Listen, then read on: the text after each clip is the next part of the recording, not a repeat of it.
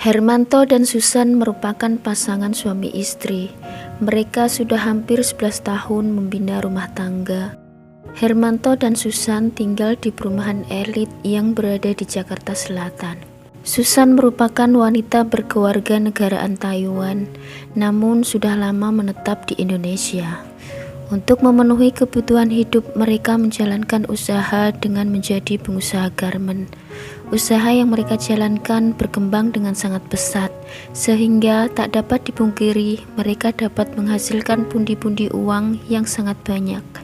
Mereka pun masuk dalam kategori masyarakat dengan level ekonomi kelas atas. Hermanto dan Susan memiliki 2 orang anak, Yulia si anak sulung dan Willy si anak bungsu.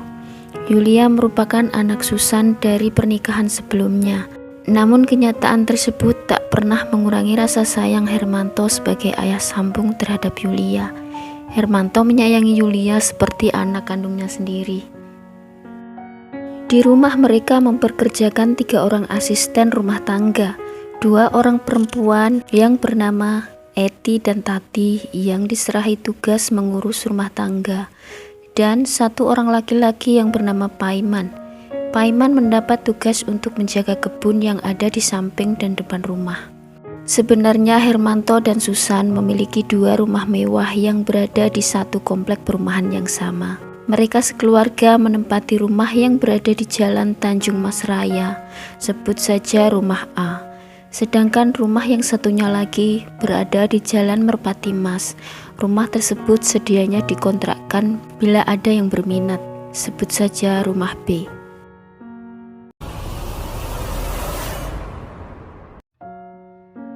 Pada suatu hari di tahun 2007, Susan tak terlihat di rumah maupun di tempat usahanya. Anak-anaknya pun mempertanyakan di mana ibunya. Saat ditanyakan ke ayahnya, ternyata saat itu Hermanto mengatakan bahwa Susan sedang pulang kampung ke Taiwan, yang membuat Yulia heran kenapa ibunya tak berpamitan kepadanya. Tapi ya sudahlah, pasti ada alasan tertentu yang membuat ibunya pergi mendadak tanpa berpamitan. Yulia pun berusaha berpikiran positif. Tak berselang lama setelah kepulangan Susan ke Taiwan, Paiman si tukang kebun pun berpamitan untuk berhenti kerja dan pulang ke kampungnya di Kebumen. Namun karena tak juga mendapatkan pengganti yang mau menjaga kebun di rumah Hermanto, Hermanto akhirnya meminta untuk Paiman kembali bekerja di rumahnya. Pada tanggal 8 Juni 2008, tiba-tiba sejumlah anggota polisi mendatangi kediaman Hermanto dan menangkap Paiman si tukang kebun. Seluruh penghuni rumah pun terkejut. Menurut keterangan polisi, Paiman dituduh telah melakukan pembunuhan. Penghuni rumah pun semakin dibuat terkejut setelah mengetahui fakta yang sebenarnya. Tanggal 1 Maret 2007, sekitar pukul 8 pagi, Susan baru saja pulang ke rumahnya setelah mengantarkan anak keduanya Willy ke sekolah. Saat itu Yulia juga sedang berada di sekolah. Ketika memasuki ruang tengah, terdengar suara musik yang sangat keras. Saat itu tiba-tiba Paiman menjampak dan membenturkan kepala Susan. Tak lama kemudian datang Hermanto yang juga kembali membenturkan kepala istrinya dengan sangat keras. Susan pun sekarat. Leher Susan lalu dijerat dengan seutas tali sepatu warna putih. Setelah itu Paiman menutup kepala Susan dengan tas kresek warna hitam. Tangan dan kaki Susan diikat, kemudian tubuh Susan pun dibungkus plastik bening dan dimasukkan ke dalam karung beras. Setelah itu Paiman memasukkan tubuh Susan ke dalam bagasi mobil Mercy milik Hermanto.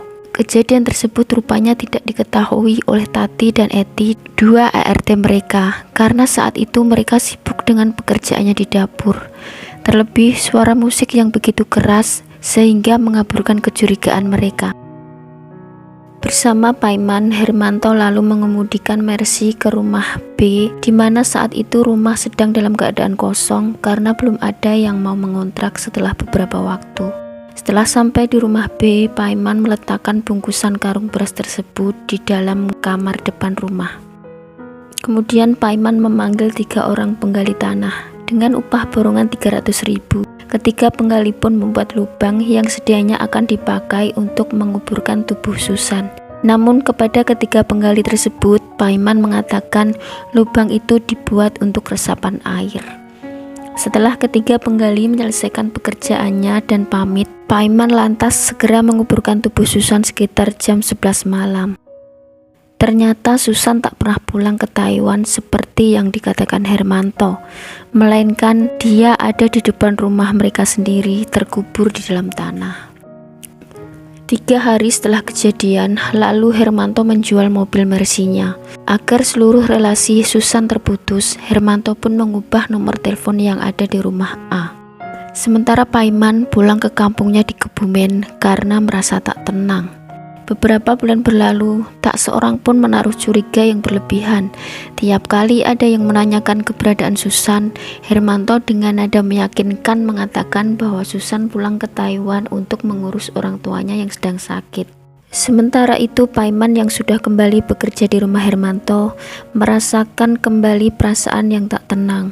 Pikirannya selalu dihantui sosok Susan yang telah ia habisi. Ia pun tak kuasa menyembunyikan rasa bersalah serta ketakutannya. Akhirnya Paiman menceritakan semua kejadian tersebut kepada salah seorang temannya. Paiman merasa sedikit tenang setelah mengeluarkan unek-uneknya kepada temannya tersebut. Di tempat lain, teman Paiman tersebut pun ikut merasa bersalah apabila terus menyembunyikan fakta pembunuhan itu. Akhirnya ia pun melapor kepada polisi.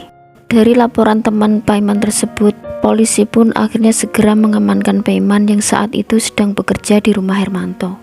Di hadapan polisi, Paiman mengakui seluruh perbuatannya. Berdasarkan pengakuan Paiman pula, ia menghabisi Susan atas suruhan majikan laki-lakinya Hermanto. Untuk mengetahui kebenaran pengakuan Paiman, polisi selanjutnya membongkar tempat di mana tubuh Susan dikubur.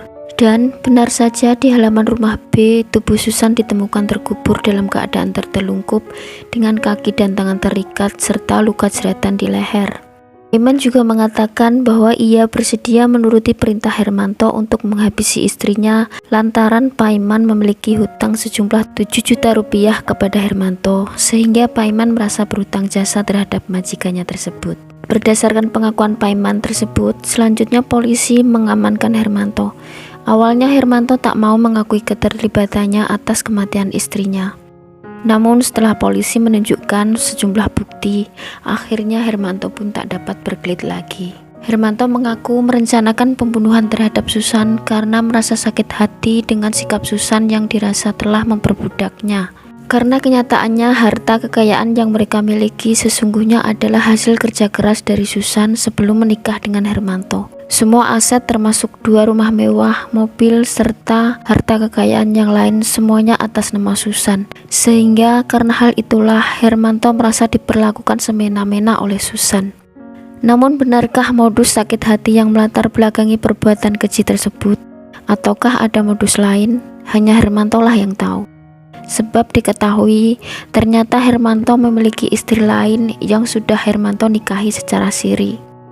Namun apapun modusnya, pembunuhan yang sengaja direncanakan tetaplah sebuah perbuatan yang keji yang harus mendapatkan hukuman yang setimpal. Pelajaran yang dapat kita ambil dari kejadian ini adalah bahwa harta yang melimpah tak selamanya mendatangkan kebahagiaan dalam suatu rumah tangga. Namun dengan mengedepankan sikap saling menghargai antar pasangan, kebahagiaan dalam rumah tangga pasti akan tercipta.